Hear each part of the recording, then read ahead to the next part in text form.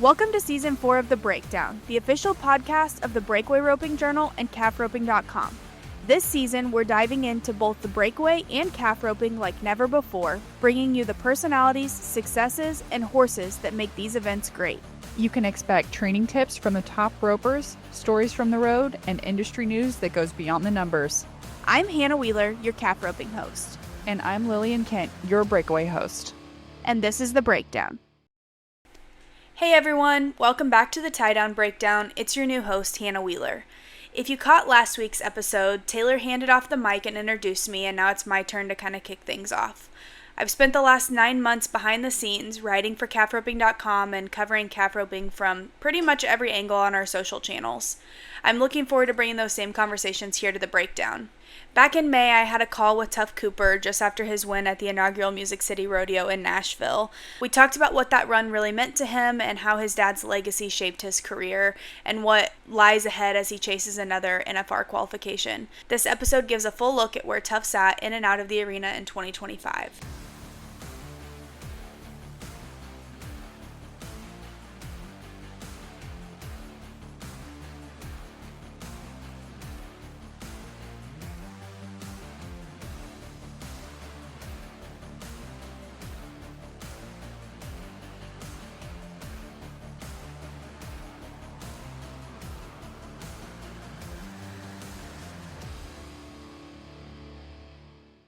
So you've had a lot going on this year. Tell me how you're juggling grief, rodeo, your own family. I mean, we're just gonna jump right into it. Yeah, there you go. I love it.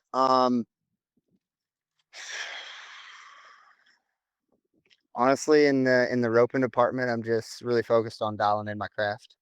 Yeah. Um, and trying to find my on and off switch because there's a lot to deal with, and it, sometimes makes roping a nice outlet.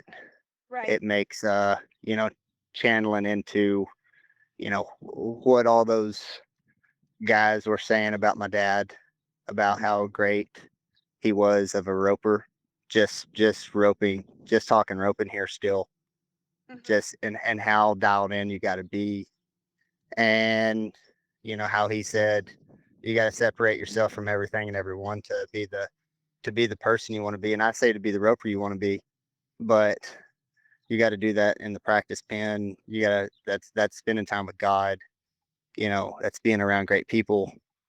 um Loaded answer for your loaded question. Well, it kind of leads me right into my next question of like your mental strategy through all of this.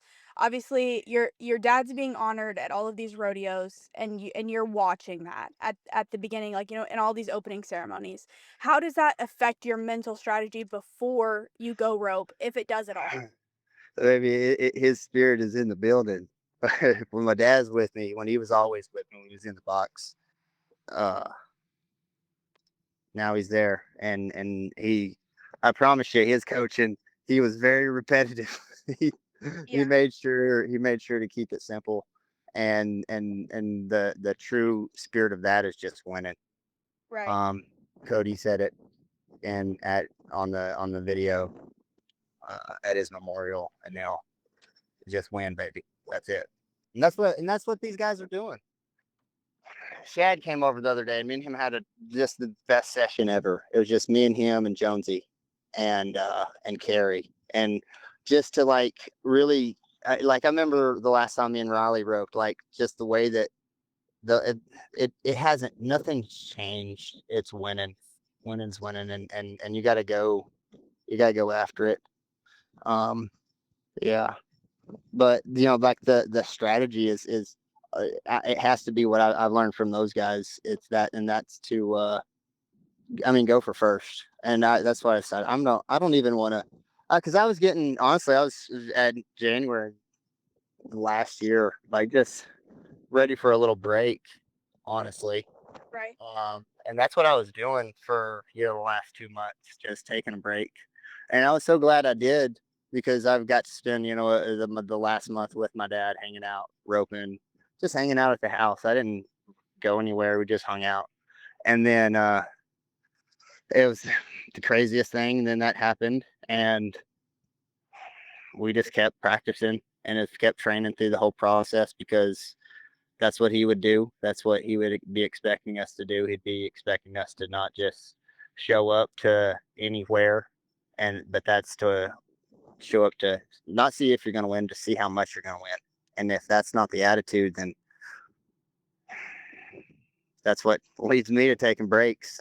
Hopefully I can get it back, but I don't want to enter a rodeo unless I know I can win first.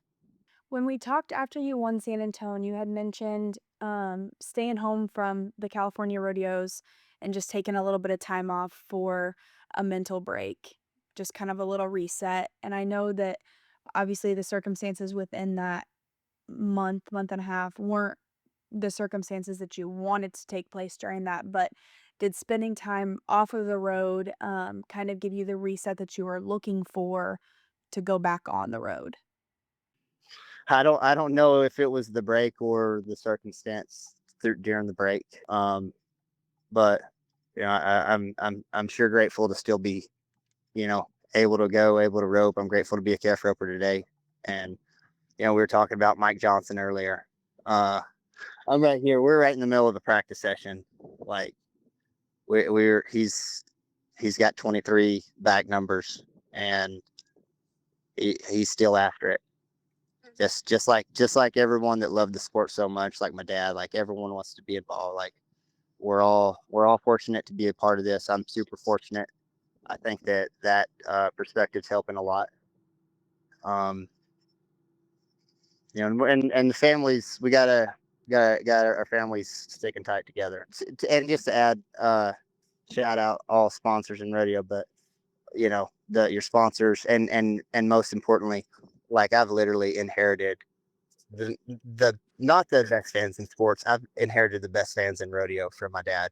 He was so impactful, and just the fans that have been coming up, just you can just feel the love that they shared with Super Loop, and that's so cool.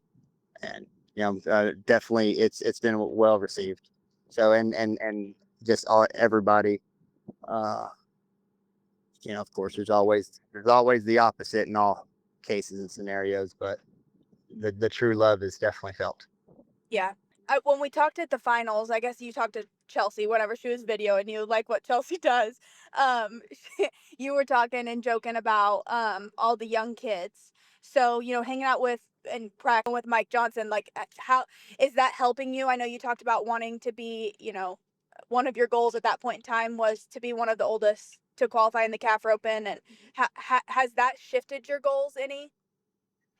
No, it's what's so crazy. I was on Kenyon earlier, which was always cool, Mhm. and he asked, like a similar question, and I gave him the story about when I started homeschooling, and I'll give you the full version real quick because y'all are calfropen.com and the best long content in the game. I'm 16 years old. I'm already driving. I have my own truck. I'm in 10th grade. I was way younger than I should have, or way older than I should have been in my grade. But shortly you'll find out why. uh, it's Monday morning. Roy's gone. He's come back that afternoon. I wake up. I'm already driving myself to school. He said 35 kids were getting dropped off, fresh ones. They're right at the house, and I see it as I'm driving to school, probably late. And I go in the first class and I'm failing. I go to the second class, I'm failing. I go to the third class. You know the story. So I tell him I'm sick. I need to go to the principal's office or the nurse's office.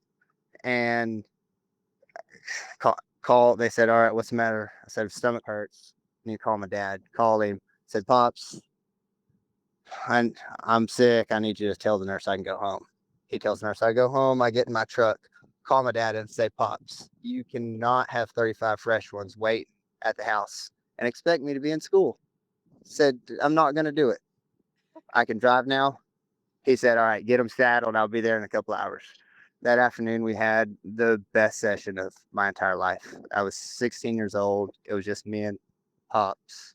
I was getting handy, and because I was getting to rope on great horses Right. and have great calves and great conditions, and it was set up for success. with the best coaching in the world. And after the session, I remember we tied the horses up and we sat down and we were just breathing, talking about roping. And that's why I told him, I said, this is for sure what I know I want to do. And I said, I don't want to go to school anymore. I said, I'm not going to be at school when I want to be in the practice. Basically signed out. He went there the next day, signed me out of school. We didn't tell my mom or sister for like as long as we could. They finally catch wind. Okay. And Roy says Shad has still got the skid marks in the driveway from how fast she slammed on her brake pulling in, how fast she was going, how fast she was. He said she went in there, Shad went in there and gave it to him. And she come in there and just, I don't know, I'm sure the pressure from that point on, the pressure was on for me. I promise you, but she was doing the best job she could. And from that point on, we, that day that we decided to rope, we laid down all of our goals. We built it out all the way till I'm 50 years old, because that's what I told him. I said, how long did you rope? And he was still roping. He could still rope good. And he really told me he was really innovative and always really, but there was some fast switch machines. He really ran a great program with me when I was a kid. Not on top of, he truly believed if you listen to what he said, that y'all were going to win, or y'all at least had a chance to win. It really didn't matter who you were. Mm-hmm. Really. He believed if he had his hands on you long enough, he could make a world champion. Yeah. He made several of them. He sure did. He took pride in it too. Yeah. And that's, to me, that's what makes him the greatest ever. Right. There's a couple buckles that he should have won that would have given him 8. That's with Dean. On top of being the super looper, I think that wins, but either or, doesn't matter. So it's going to be an ageless argument always. Taking a quick break to jump in here and tell you guys a little bit about roping.com. With a roping.com membership, you can get unlimited access to roping.com's comprehensive tie-down, breakaway, and team roping video library, and learn from world champions Caleb Schmidt and Shad Mayfield, as well as top trainers Logan Harkey and Justin Moss. Plus, you can binge hundreds of hours of live and archived ropings, including the Cinch Timed Event Championship and the Patriot events, the legendary Spicer Grip and Mo Better ropings, and more. Now, let's get back into the episode. Back to Nashville things. Tell me about the experience at Nashville. I know some people, everyone that I've talked to has been excited about it and excited about the growth that it has. I want to hear your perspective. I was first one to show up after the barrel racing. I was waiting for the barrel racers to get out of there. I had my bus parked downtown. I mean, all we need is more money. Right. That thing can be, that's a NFL. That's what I said. That's just a little 11th perf, 12th perf, and 13th perf in Vegas with concerts. It has the potential to grow into a good series. And for a first year radio, I mean, it really, I thought, in so many ways captured the American Western spirit, cowboy. I don't even know. It captured so many things. It's crazy to me that like Nashville. It seems like Nashville should have had a rodeo for the past 20 years. That's what it feels like. The performances ran well. I was in the first perf. The kids were phenomenal. There's always the best run, and me and Hurricane talk about like all the time, and everyone, well, you should be if you're not, talking about when's the best run, and you try to enter for that turn, and sometimes you miss. Right. Slack was supposed to be the best run over there, and I'm sure it was good, but I'm telling you, that first perf, there was 10 calves that went, or 9 calves. I think someone doctored that perf. Yeah, Tanner Green doctored, and you would have had a chance to win first, Tanner, because the other 9 guys had a chance to win first place. Right. It was unreal. Reba, and then Jelly Roll, I heard, was awesome. All that. It was I mean, it was a new fun experience. I didn't mind it being just one day in and out, checking it out, being parked. I was parked. Were you one of the 30 to There's make it in? I was one of the 30. Yeah. I'm telling you, I drove all night. I guess Yeah. I was excited. And they that's what I'm saying. It seems like everything they're doing, like they're no dummies. Walk me through your run. Okay, I totally almost blew the whole run at the very beginning of. You can see something happen. It looked like my horse stumbled. Well, that's what your horse looks like. He stumbles whenever you drop hard as you can and you pick up as hard as you can instantly. You're not supposed to do that. I did that. Luckily, I just he luckily that's why my dad said, "Oh, you need an old horse because I'll do stuff like that." And I had way too much bit on him, uh, and it just kind of stalled him for a second. But luckily, um, we stayed moving forward. The calf just ran a perfect pattern. Oh my goodness. Yeah. Uh, and had some action. But that's what, like when I was riding in the box, what would my dad say? He would say, miss the barrier at least 6 inches, or not miss it 6. He said add 6 inches to the start. So if you're seeing if it the start was a move, really it was right with them. To be honest, was what the start was. But you might as well just give a move or a step because you can get them out in front of you and stick it on them. Right. You know, and then good rodeos is just you got to score smart. But nowadays, that's what these guys are. They score they score for first. They hit the barrier so hard. So Yeah. it's nice to still be able to run a good play, even though you kind of mess it up and it be successful. Uh-huh. I would have done the same thing had I not, messed my startup. For sure. Probably way too much information. No, not at all. I love any and all information. It's great whenever I have too much. I'd rather have too much than too little. So no, it's great. Um, you're sitting fifth in the world standings heading into the summer. What's your strategy or plan for the summer? I know you're probably not one to look at the world standings and you don't want to pay attention to that, but kind of what's your strategy? What's your game plan? I know this. Riley Webb won 450,000 2 years ago, 475,000 this past year. I'm expecting the world champion to have to win 500. That's or more. I mean, that's the goal, whatever it takes. Right. You got to get to 500,000. That is insane. Isn't To that say out crazy? loud. Wow. Shout out everyone putting on rodeos. Making me rodeo. Yeah. That's what I tell Cody. I said he would clean house. He would absolutely clean house nowadays. It wouldn't be fair.